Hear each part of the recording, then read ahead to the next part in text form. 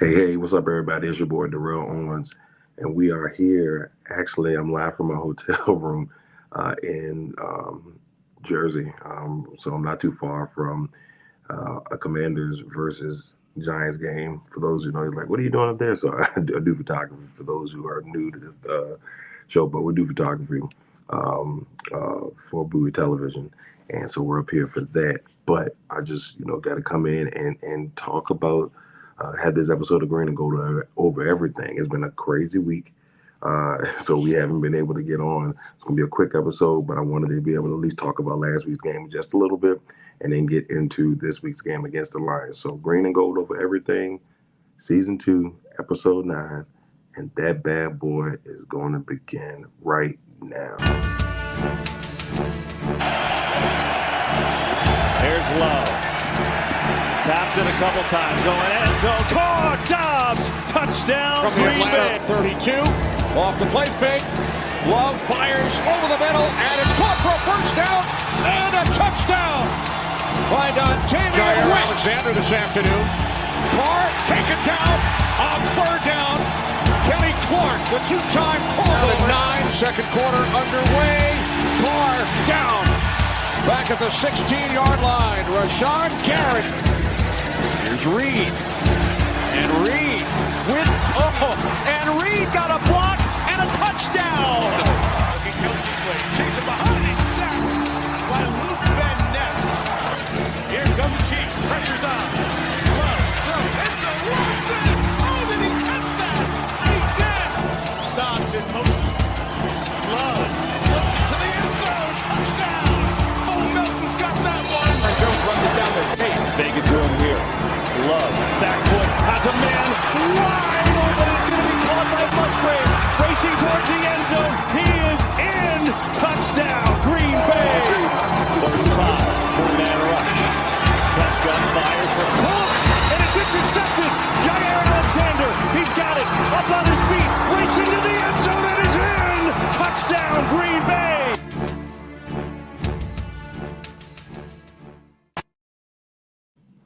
All right, so there we are. We're getting things started here for Green and Gold over everything.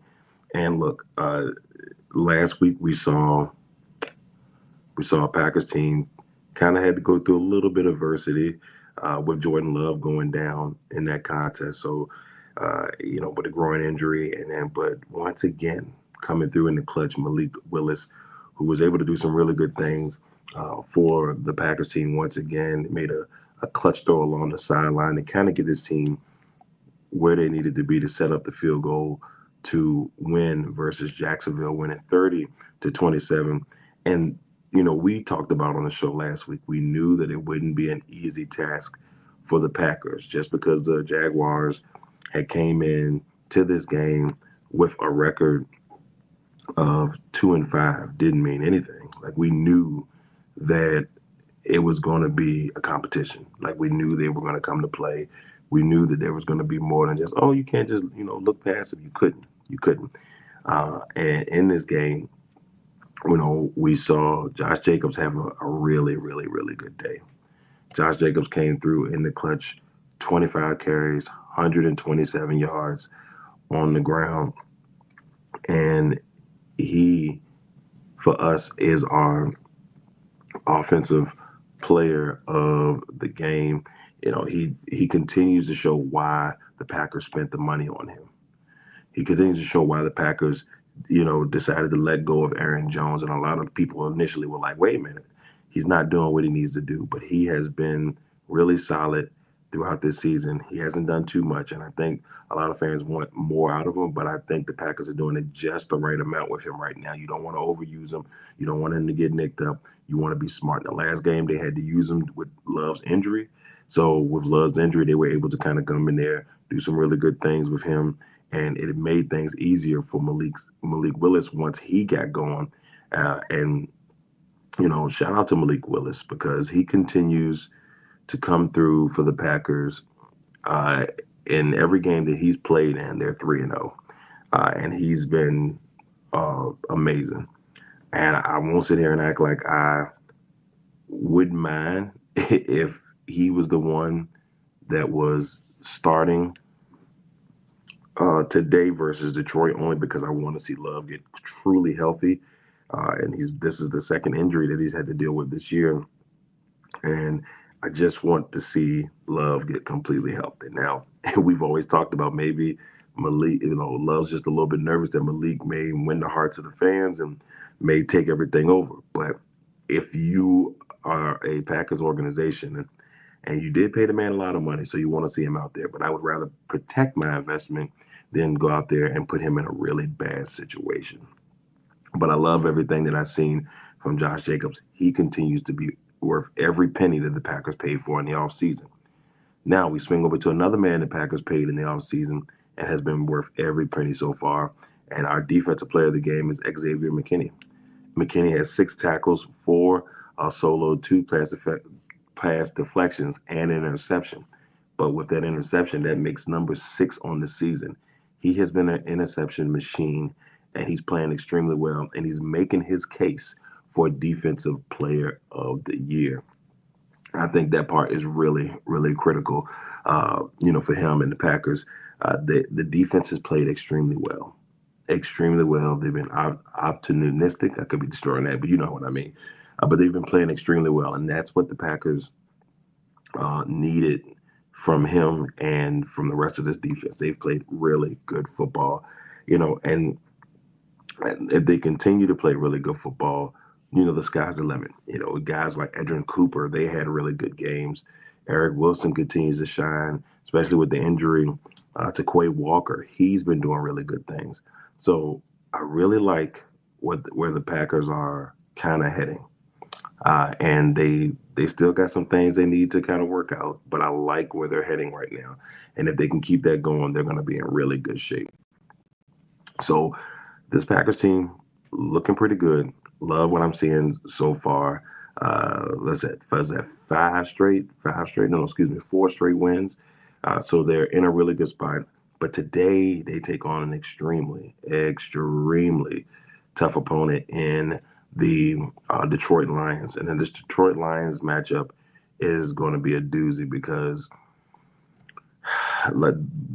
prior to Thanksgiving last year, the Packers had lost 4 straight to the Lions, which in my lifetime, I've been a Packers fan enthusiast since 1991. 1991 and 92, I've been a Packers fan since I was 6, 7 years old. And I've never, ever, ever seen anything like this streak where they won 4 out of their last 5. But the Packers did win the last one to me, which I still think gives them a little bit of momentum heading into this one, or at least the confidence to be able to beat this Lions team. Now, this is a very critical matchup because going into this one, that the Packers have a chance to, potentially take the lead division or put them tied atop the lead division. I mean, they still have Minnesota to worry about, but Minnesota did have a bye, so that would give the Packers the lead division if they can win today. That's if they can win today. That's going to be critical to see if they can kind of pull that off. Now, here's the thing. Detroit has a slew of weapons, guys who are just like top notch. Jared Goff, who's playing MVP football right now, so it's gonna be hard to just be like, oh yeah, Jared Goff, and then just kind of let that pass. You gotta be on top of when you go up against a guy like Jared Goff, who's playing, like I said, the best football. You have to bring pressure. You have to confuse him. You got to make him nervous out there. Which is going to be tough because he's kind of been through everything. He's been through Super Bowl. He's been through a tough time. He kind of just been through things, so he knows how to handle tough situations. But guys like Amon-Ra St. Brown, who's been was one of the best receivers in the league last year, still being great. Sam Laporta, you got to deal with the double running back problem with Jamar Gibbs and David Montgomery. And David Montgomery gave us problems in that first game last year in Green Bay. It was hard to watch. And Gibbs hadn't even got going yet. And so that about the time Thanksgiving came, the Packers jumped on him early. And that's got to be kind of the same formula.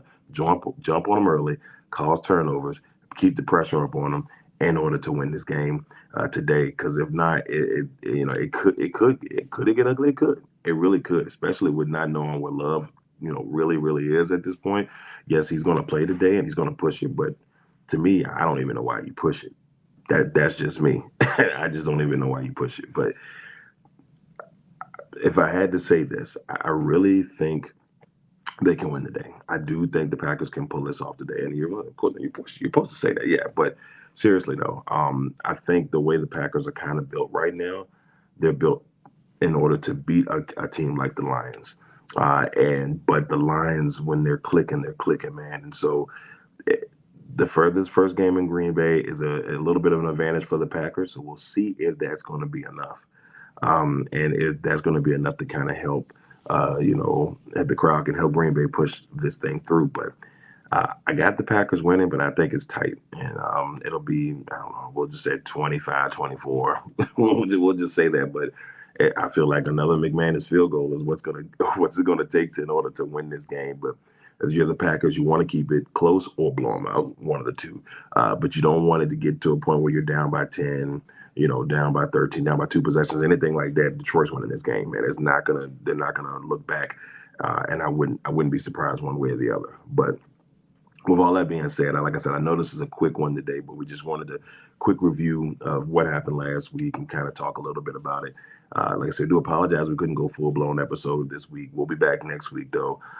Myself, Randall Burns, and Deshaun Rucker will be here. So, or some combination of us will be here to talk about, actually, wait a minute. They're going to bye next week. So we may not have a show until the following week. But when we do have our next show to kind of talk about getting rested up for the bye and all that fun stuff, we'll see how things go from there. And then we'll be back because I believe they play San Francisco the next time. So we'll have Chicago, then San Francisco, then the Dolphins. So have the bye, then we'll come back talk about that Chicago game. So thank you all for tuning in. I know it's a quick episode. Y'all can beat me up later, but we just wanted to make sure we got something in just to be able to talk to you guys about a little bit about what happened last week. So, for all the Packer enthusiasts out there, go Pack Go. I know that that you guys are excited for a game today, a big game today, and I really think the defense has a chance to make their mark today against a team in Detroit that everybody sees as the front runner to go to the Super Bowl in the NFC. So this is a chance for the Packers to make that statement.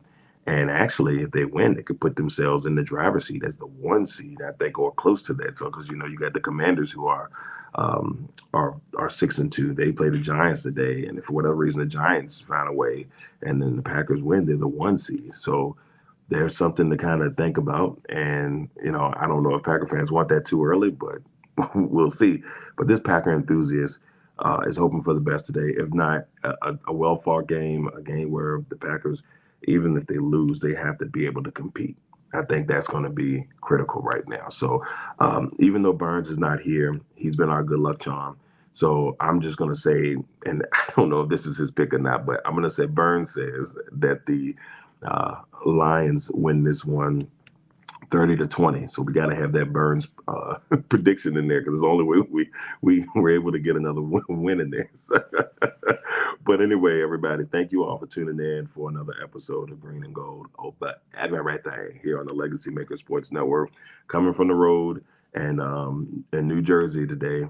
So thank you all. Appreciate you all for tuning in. And we'll see you all in a week or so for episode 10 here of Green and Gold over Everythang. Until then, peace.